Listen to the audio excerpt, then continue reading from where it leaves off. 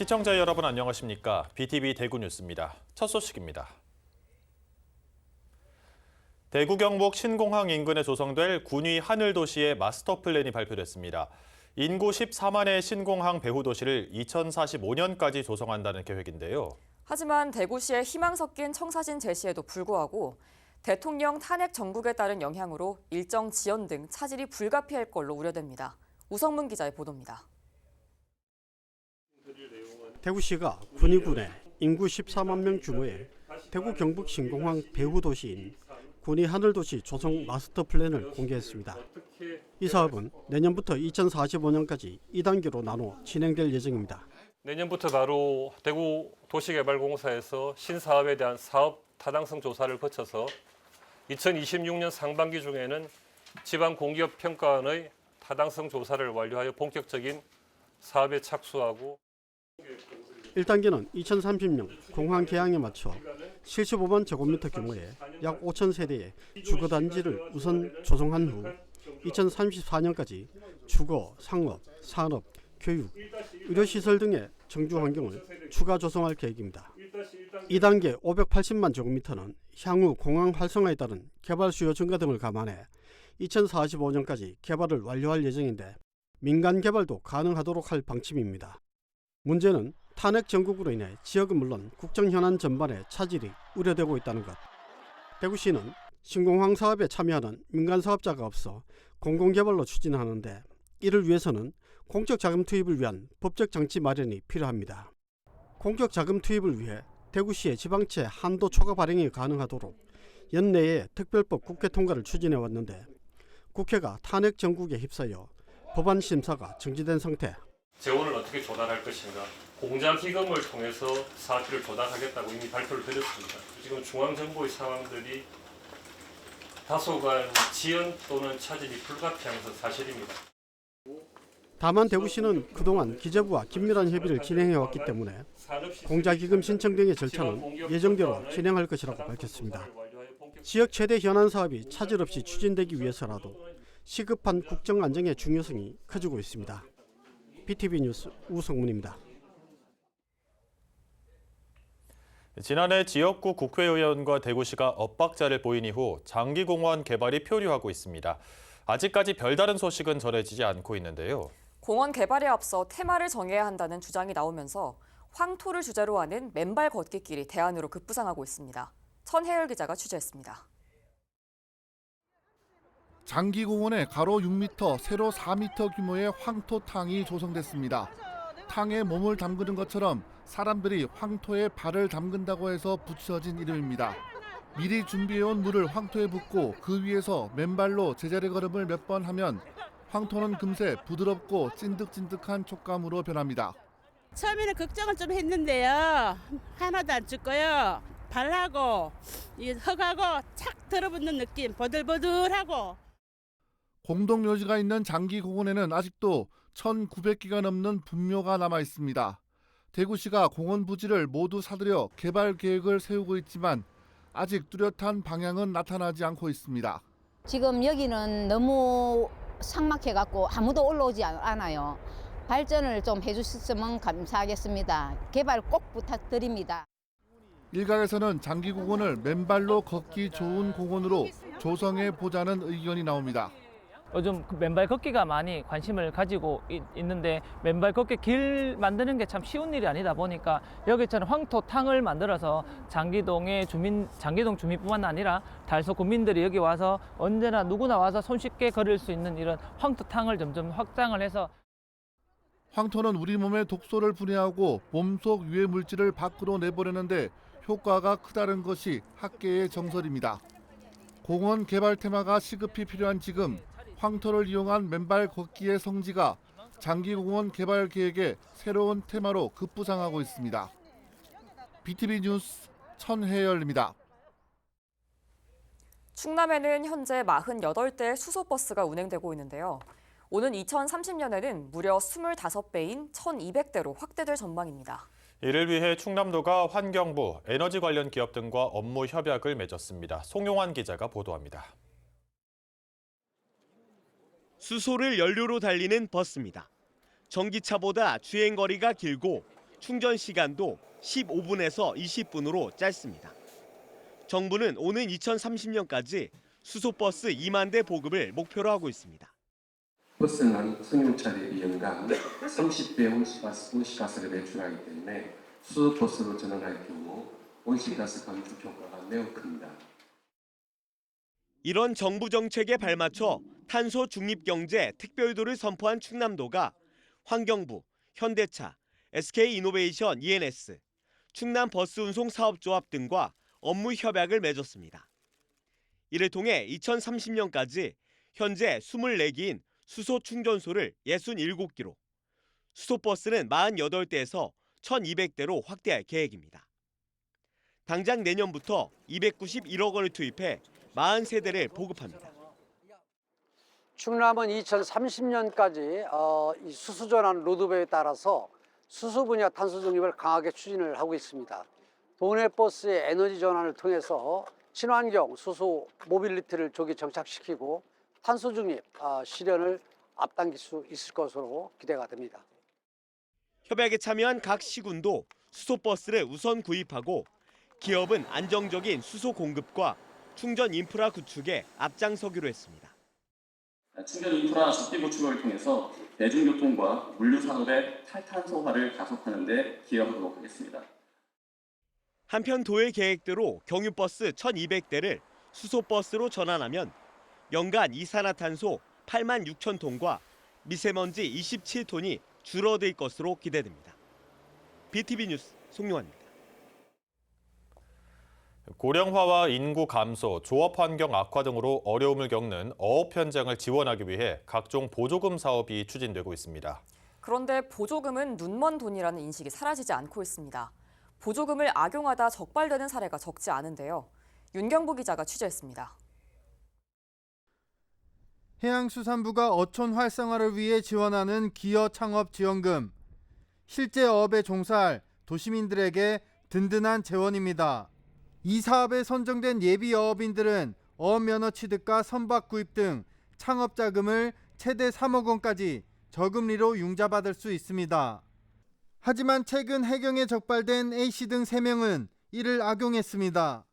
기어업인으로 선정되자 어구를 구입하겠다며 많게는 1억 9천만 원에서 적게는 7천만 원을 융자받은 뒤 이를 빼돌린 겁니다.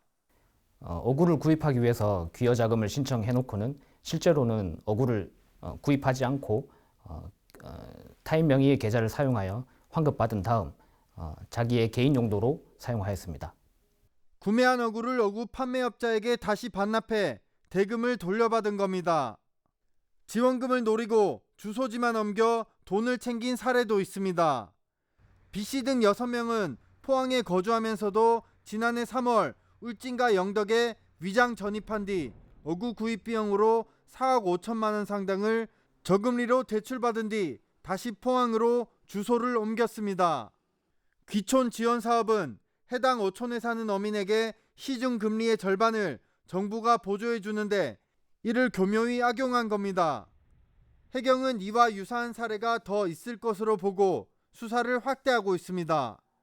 기여 창업 지원 사업은 어촌 활성화를 위해 꼭 필요한 사업으로 앞으로 꾸준히 확대될 것으로 예상됩니다. 따라서 향후 지원금을 부정한 방법으로 수령하거나 부정하게 사용하는 사례가 없는지 지속적으로 단속해. 어업 환경이 갈수록 악화하는 상황에 국민 세금으로 마련한 보조금을 눈먼 돈으로 인식하는 사례가 여전히 사라지지 않고 있습니다. HCN 뉴스 윤경보입니다. 앞산순환도로 일부 구간이 수년째 대형 버스와 화물 자동차들의 밤샘 주차로 골머리를 앓고 있습니다. 정해진 차고지가 있지만 주거지와 가까운 곳에 차를 세워두려는 일종의 얌체 행위가 끊이지 않고 있는데요. 달서구 의회가 이를 근절시킬 방법은 없는지 따져 물었습니다. 보도에 천혜열 기자입니다. 땅거미가 내려앉기 시작하면 앞산순환도로 가장자리는 화물 자동차와 대형 버스로 채워집니다. 대부분 정해진 차고지가 있는데도 주거지와 가까운 곳에서 이루어지는 불법 행위입니다. 대형 차량들이 도로 가장자리를 점령하면서 주변은 사고 위험이 높은 낙후 지역으로 바뀝니다. 앞산순환도로에서 벌어지는 차고지 외 밤샘 주차 행위는 비단 어제 오늘의 일은 아닙니다. 매년 행정사무감사에서 거론될 만큼 단골 지적 사항이지만 아직까지 뾰족한 수는 나오지 않았습니다. 이게 2018년도부터 해마다 지금 이 부분을 지적을 하고 있는데 달서구가 이런 부분들이 안 바뀌니까 남구랑 비교해서 낙후된 이미지가 정말로 굉장히 많이 쌓이고 있거든요. 탁상적인 맨날 이런 같은 답변을 하는 것보다는 이렇게 선도적으로 저희가 뭔가를 할 수 있는 변화를 줄 수 있는 부분들은 좀 노력해야 된다고 보는데. 다른 지역의 우수 사례가 제시되기도 했는데 달서구는 근본적인 대책이 될 수 없다고 봤습니다. CCTV 단속을 하면 결국 그 지역만 해소가 되고 또 거기에 있던 차량들이 다른 곳에 가서 다른 곳에 또 민원을 야기시키는 그런 실정이다 보니 그것도 근본적인 대책이 되지 않는다는. 달서구는 민원이 자주 발생하는 곳을 중심으로 여러 명의 단속 반원을 투입해 경고장을 부착하고 있지만 이마저도 효과는 크지 않다고 보고 있습니다. 대구시가 북구 태전동과 달성군 화원 옥포 일원에 화물차 1,200대를 수용할 수 있는 공영 차고지를 조성할 계획이지만 여기서 제외된 달서구는 군침만 흘리고 있는 상황입니다. 달성군이라든지 이제 대구시 전체적으로 해서 화물 자동차들을 그쪽 외곽 지역으로 최대한 유도를 한다. 성서 산업단지 내 화물 자동차 터미널은 이미 포화 상태에 놓여 있습니다. 땅값이 높은 달서구를 벗어나 다른 지역 부지를 매입해서라도 대형 차량 주차장을 조성해야 한다는 목소리에 힘이 실리고 있습니다. BTV 뉴스 천혜열입니다. 그런가 하면 무료 공영주차장을 이용하다 보면 오랫동안 꿈쩍도 않는 장기방치 차량들을 볼 수 있습니다. 인천에선 서구가 이런 장기방치 차량을 강제 견인 조치하기로 했습니다. 무단 방치가 사라질 수 있을지 구혜희 기자가 취재했습니다. 외제차 앞부분이 완전히 부서져 엔진룸이 드러났습니다. 원래 모양을 알 수 없을 정도로 망가진 차량도 있습니다. 먼지가 뽀얗게 내려앉아 안이 보이지 않는 차량과 번호판이 아예 없는 차량도 눈에 띕니다. 모두 서구의 무료 공영주차장에 장기 방치된 차량들입니다. 무료 공영주차장에 차량을 장기간 방치시킨 차주들은 이처럼 번호판을 제거해 차량 소유주를 찾지 못하도록 했습니다. 서구청이 이렇게 관내 무료 공영주차장에 오랫동안 방치된 차량 9대를 강제 견인했습니다. 그동안 구청이 장기 방치 차량을 강제 견인할 수 있는 권한이 없었습니다. 2번에 걸쳐 계도장을 보내는 게 행정이 할 수 있는 전부였습니다. 하지만 지난 7월 주차장 법이 개정되면서 무료 공영주차장에 한 달 이상 방치된 차량을 강제 견인할 수 있게 됐습니다. 서구는 법 개정 이후 인천에서 처음으로 강제 견인을 집행했습니다.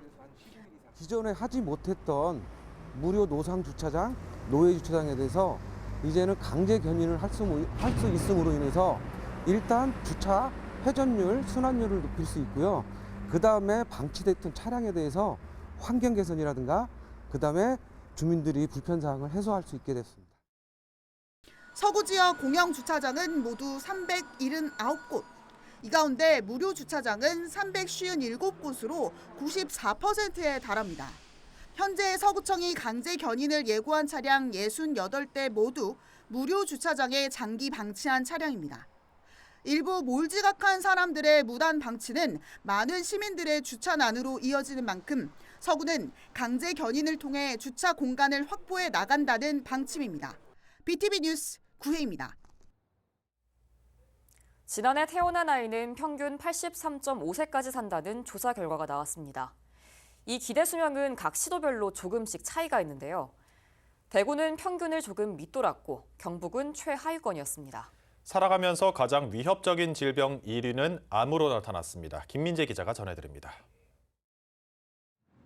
통계청이 발표한 지난해 기준 생명표입니다. 지난해 출생아의 기대 수명은 83.5세로 1년 전보다 0.8세 늘었습니다. 성별에 따라서는 차이가 났는데 이 격차는 해마다 점점 좁혀지고 있습니다. 기대 수명이란 지난해 태어난 아이가 몇 세까지 살 수 있는지를 추정한 통계치입니다. 이는 OECD 국가 평균보다 2년 정도 높은 수준입니다.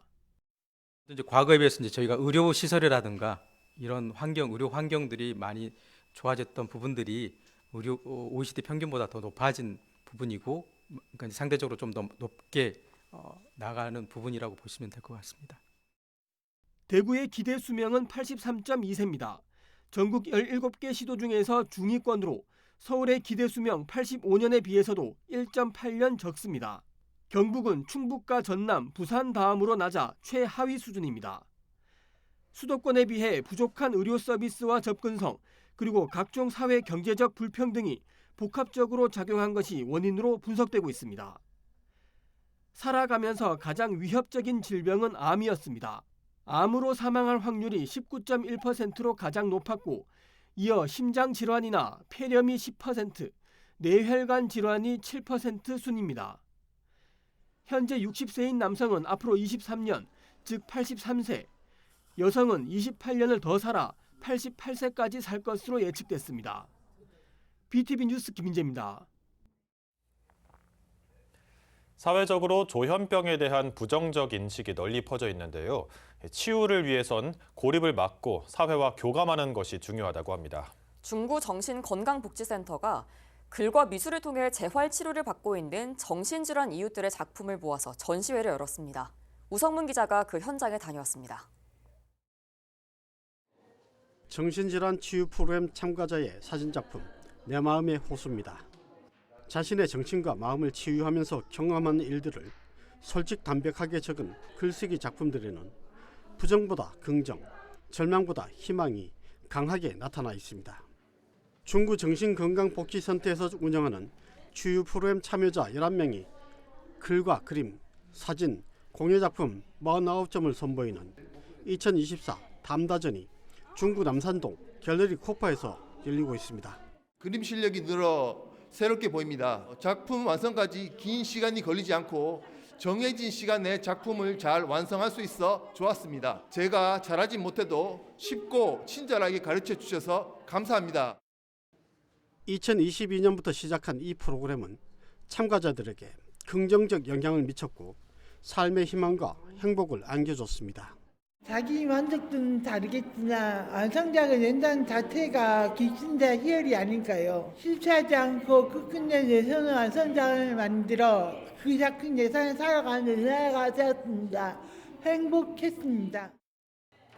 전시회장을 찾은 관람객과 가족들이 직접 행복한 순간, 내가 원하는 나의 모습이란 주제로 협동화를 만드는 작업에 참여해 서로 교감을 나눌 수도 있습니다. 이 전시는 무엇보다 정신질환에 대한 사회의 부정적 인식과 시선을 바로잡고 서로 공감을 나누는 시간이 될 것으로 기대됩니다. 그게 또 정신적인 어떤 그런 질환이 있는 분들을 이해하는데 조금 도움이 되지 않을까 했습니다. 우리가 생각하는 거 말고 또 다른 생각을 또 할 수도 있고, 그다음에 혼자가 아닌 여러분들과 같이 하는 프로그램이다 보니까 다른 사람을 또 좀 이해해 줄 수도 있고. 사회가 복잡하고 다양해지면서 이런저런 이유로 정신질환자가 늘어나고 있는 추세. 정신질환을 감추고 스스로 고립시키는 것이 아니라 인정하고 교감하려는 노력이 더 중요하다고 전문가들은 강조하고 있습니다. BTV 뉴스 우성문입니다.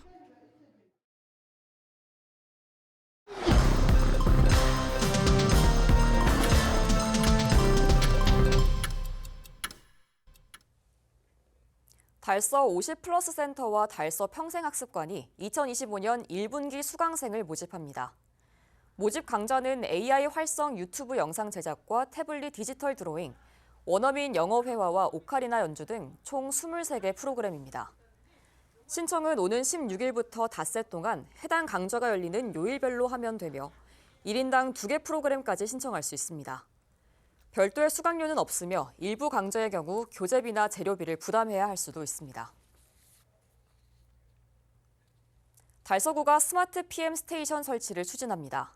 스마트 PM 스테이션은 개인형 이동장치를 위한 전용 주차장을 말하는데 여기엔 무선 충전이 가능한 거치 시설도 포함되어 있습니다. 전동 킥보드 이용자뿐만 아니라 일반 시민들도 무분별하게 방치된 개인형 이동장치를 PM 스테이션에 주차하면 편의점과 카페 등에서 사용할 수 있는 포인트를 받을 수 있습니다. 달서구는 PM 스테이션이 개인형 이동장치의 올바른 이용 문화를 정착시키는 초석이 될 것으로 기대하고 있습니다. 달성구는 시외버스가 현풍터미널에 보다 안전하게 진입할 수 있도록 이른바 피턴 체계를 도입했습니다. 논공읍에서 출발한 시외버스가 현풍터미널에 진입하기 위해서는 유턴과 피턴 방법밖에 없는데 유턴보다는 회전 반경을 고려해 피턴 방식을 결정했다는 게 군의 설명입니다. 이에 따라 달성구는 시외버스가 피턴을 할 수 있도록 도로 모퉁이 부분을 확대해 통행 공간을 확보했고 횡단보도와 안전지대, 도로 안전시설물을 설치했습니다. 달성구는 피턴 방식을 통해 비슬로의 교통 흐름을 유지하면서도 버스 운전자와 승객이 보다 안전하게 터미널을 이용할 수 있을 것으로 전망하고 있습니다. 김차섭 시청사 바로 세우기 추진위원회 회장이 지역 경제와 사회발전 부문에서 자랑스러운 달서구민상 수상자로 선정됐습니다. 또한 서삼수 달서구 여성단체협의회 회장이 사회봉사와 만음실천 부문에서 달서구민상을 수상하며 그간의 노력을 인정받았습니다. 대구학생 예술창작터에서는 체험학습 프로그램 특별전을 열어 설치미술 활동에 참여한 학생들의 작품 250여 점을 전시합니다. 전시는 오는 27일까지 진행되며 학생들의 창의적 작품을 감상할 수 있는 기회를 제공합니다. 한 익명의 독지가께서 취약계층을 위한 지원을 목적으로 10kg들이 쌀 400포, 약 1,000만 원 상당을 기탁해 많은 화제를 모으고 있습니다. 이 독지가는 자신의 약속을 지키기 위해 취약계층에게 쌀을 후원하고 싶었다고 밝혔습니다. 이러한 기부는 지역사회의 관심과 배려를 보여주는 따뜻한 사례로 주목받고 있습니다. 대구학생문화센터는 12월 27일에 2024 송년음악회를 개최합니다. 이번 음악회는 가수이자 뮤지컬 배우인 이지훈의 진행 아래 웨스턴 심포니, 오케스트라와 소프라노, 김순영이 출연합니다. 다양한 음악 공연이 펼쳐질 이번 송년음악회는 대구 시민들에게 특별한 시간을 선사할 예정입니다. 이상 간추린 소식입니다. 어제 한강 작가가 스웨덴 블루카펫 위에서 아시아 여성으론 처음으로 노벨문학상 메달을 받았습니다. 수상 소감에선 어두운 밤에도 우리를 잇는 건 언어라며 문학의 힘을 강조했습니다. 다시 한번 한강 작가의 노벨문학상 수상을 진심으로 축하하면서 이상으로 뉴스를 마치겠습니다. 저희는 시청자에게 힘이 되는 뉴스로 다시 찾아뵙겠습니다.